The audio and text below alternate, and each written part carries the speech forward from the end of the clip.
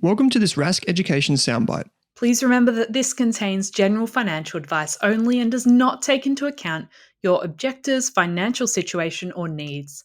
Please read our financial services guide, that's an FSG, to learn more about the services we provide. To take our free courses, visit the Rask Education website. Here's the soundbite.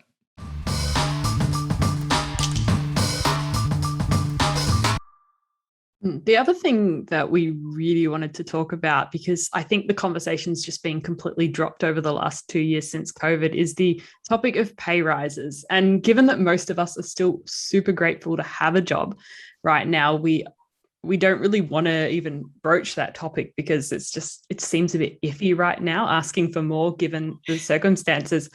Should we start thinking about talking about pay rises again, and how do we approach it in this environment? Seems a bit awkward, doesn't it? It does. Look, I think that if you've got a business case for a pay rise, then why not ask? Why not? But you've got to have the business case for it. Chances are you've been working harder and longer and delivering more in the last 18 months than you ever have in your entire career. So depending on exactly what you want, I say, why not ask for it? But you've got to pick the right time, and you've got to make sure that you have got the data and the really good reasoning to back it up. I would also say that if you get knocked back, or if you feel like it's not appropriate, there might be another ask that holds a lot of value for you. And that might be cutting back to a 4-day week. It might cutting back to a 3-day week. There could be something else that has a lot of value there's got to be a mutual value exchange here with the employer, but maybe there's something that's not financial that could be really useful to you. That could be education. That could be micro learning. It could be executive education. There are a number of ways to play that. If you get knocked back for a pay rise, why not ask for something else? So at least you feel like your employer is demonstrating that they're meeting you halfway, that they are interested in your development, so you can end up contributing more to the business. And if, let's say we're thinking maybe this is a conversation we'd feel comfortable having in the next 6 months, how can we start preparing our business case for a pay rise now, as you mentioned? Look, here's the confronting reality, I think, of this new workforce that we're in, and that is that, I believe that we should constantly be behaving as if we're always looking for work, as if we're always wanting a promotion and always wanting a pay rise. I don't think ramping up a few months before a big discussion sends the right message, because you won't have that track record of consistency. And I think that that's where we're at. We are in a, as I said, far looser and less structured workforce where we've got an exceptional segment of the population who are very privileged. If you're a highly skilled knowledge worker in this market, you are the outright and clear winner in COVID.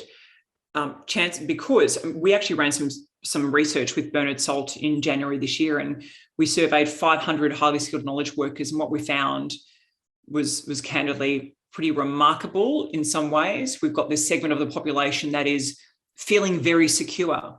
They're not concerned about losing their job. If they do lose their job, they're so well established in their networks that they know they'll get another job really easily.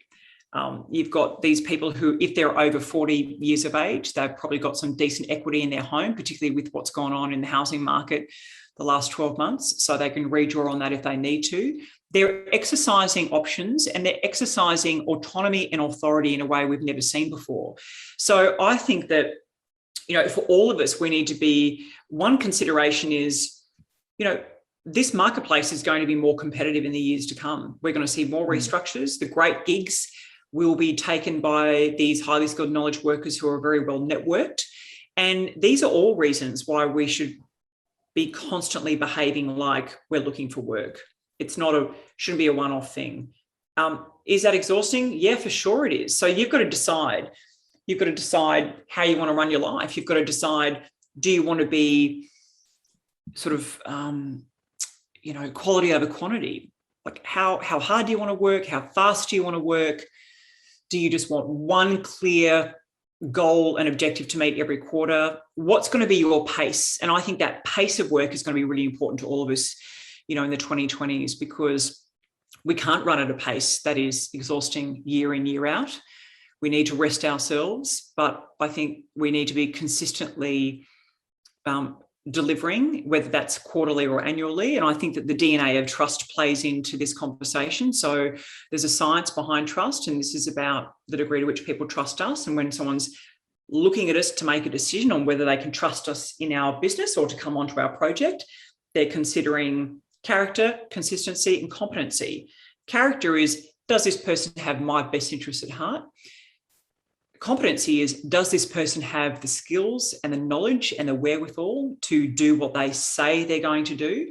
But the most important thing is consistency. Is this person consistent in their behaviours?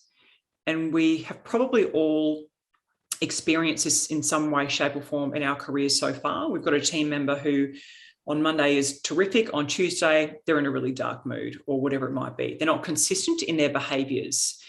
So we need to remember that DNA of trust is going to kind of be the scaffolding of how we move forward in a job market in the next few years. It's going to be faster, it's going to be more competitive, and we need to have trust at the core of what we do. And that's why trust is reputation capital as a new measure of trust, because that is the degree to which a community or clients or your constituents trust you. Thanks for listening to this Rask Education soundbite. To achieve mastery of your personal finances and kickstart your investing, take our free courses on the Rask Education website. Or tune into the Australian Finance Podcast for full educational episodes. We're on every major podcast feed, including Apple, Spotify, Google, Castbox, and more.